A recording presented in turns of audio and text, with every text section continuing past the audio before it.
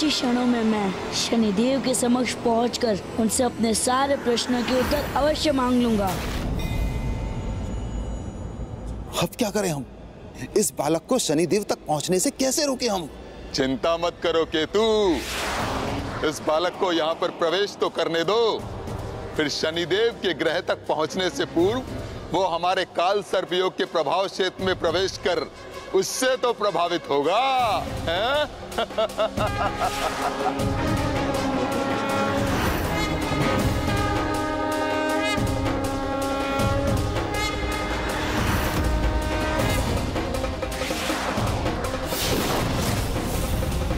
अर्थात जिस प्रकार सभी ग्रह के अधिपतियों ने काल सर्प योग से प्रभावित होते ही अपना विवेक खो दिया था, उसी प्रकार अब स्वयं प्रभु पिपलाद को लेकर भी यही संभावना उत्पन्न हो गई थी। कुछ योग ऐसे ही होते हैं गौरी पुत्र, जिनसे भगवान स्वयं भी सुरक्षित नहीं रह पाते। काल सर्प योग से ये अवश्य रुकने पर बाध्य होगा।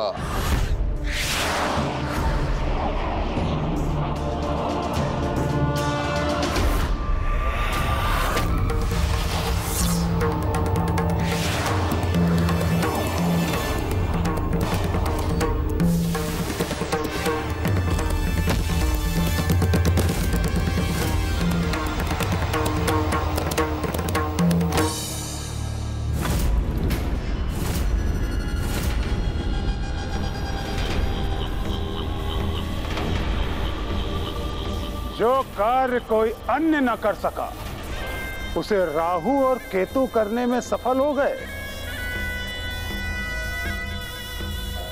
अद्भुत।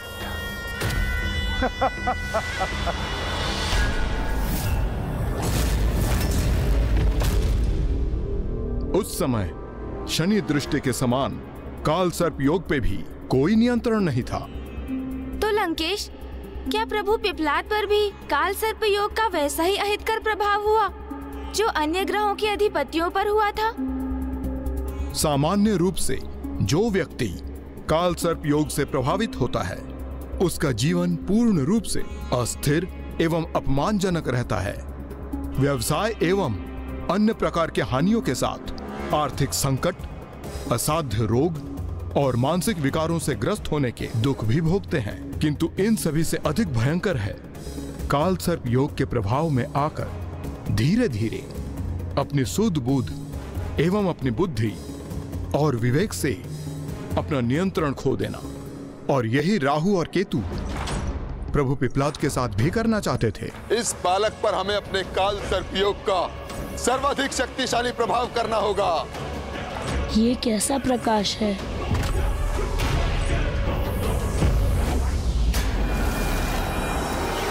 होगा, अवश्य होगा। ये बालक भी पूर्ण रूप से काल सर्प योग से प्रभावित होगा।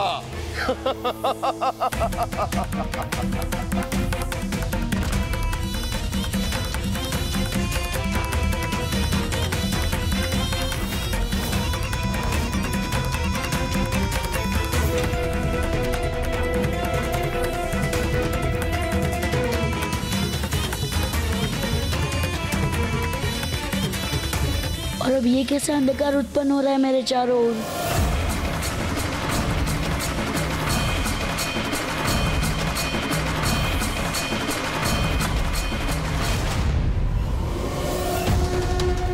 ये क्या स्थान है?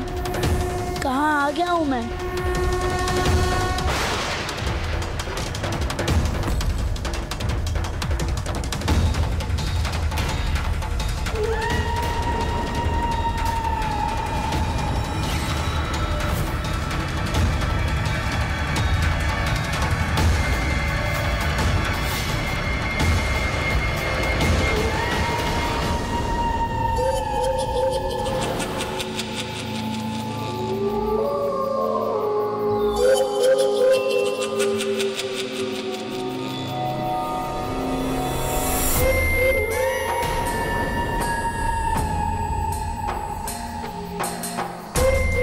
मैं कहाँ हूँ और यहाँ से किस दिशा में जाना है मुझे?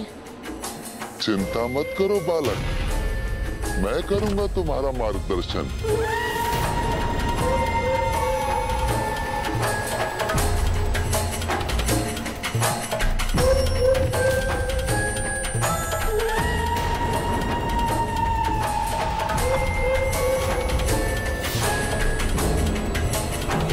अब ये बालक कहीं नहीं जा सकेगा, कहीं भी नहीं। वैसे तो ये हमारे समक्ष ही खड़ा है, किंतु काल सर्प योग के प्रभाव में आने के कारण ये सोच रहा है कि किसी अज्ञात स्थान पर आकर लुप्त हो गया है।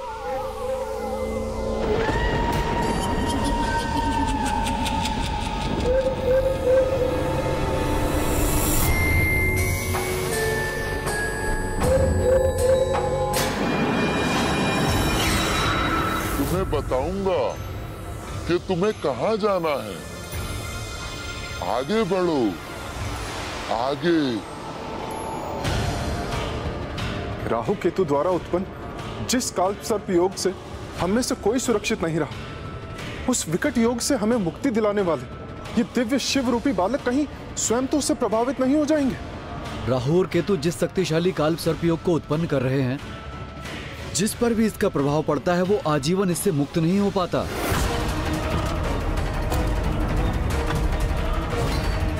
केतु, अब हम इस छलिया बालक पर प्रचंड काल सर्प योग का प्रभाव डालकर इसे लौटा देंगे और अन्य सभी ग्रहों के अधिपति इसी प्रकार स्तब्ध होकर देखते रहने पर विवश हो जाएंगे। हम शनिदेव से विशेष मित्रता का संबंध स्थापित करने में सफल हो जाएंगे और इस प्रकार हम सदैव उनकी दृष्टि से सुरक्षित रहेंगे।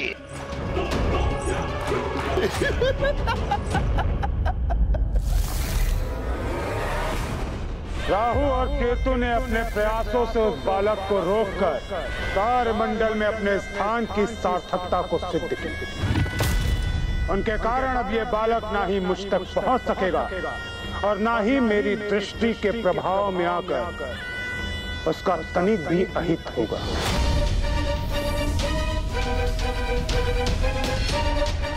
मुझे पूर्ण आशा है कि अब ये दोनों इसे यहां से लौटाकर मुझसे दूर रखने में सफल हो जाएंगे। अब मैं छलिया बालक को दिखाऊंगा कि काल सर्प योग कैसे किसी को उसके दुर्भाग्य में उलझाकर उसके जीवन को रोग और विकारों से ग्रस्त करता है। इधर उधर क्या देख रहे हो बालक? आगे बढ़ो, मैं पथ प्रदर्शन करूंगा तुम्हारा। तुम्हें बताऊंगा कि तुम्हें कहां जाना है।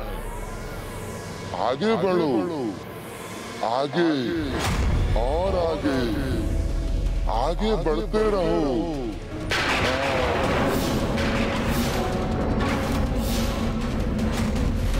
मैं बताऊंगा कि तुम्हें कहां जाना है। आगे बढ़ो, आगे बढ़ो, आगे बढ़ते रहो। मैं पथ प्रदर्शन करूंगा तुम्हारा। कदाचित मुझे इन नेत्रों की ओर ही बनना चाहिए।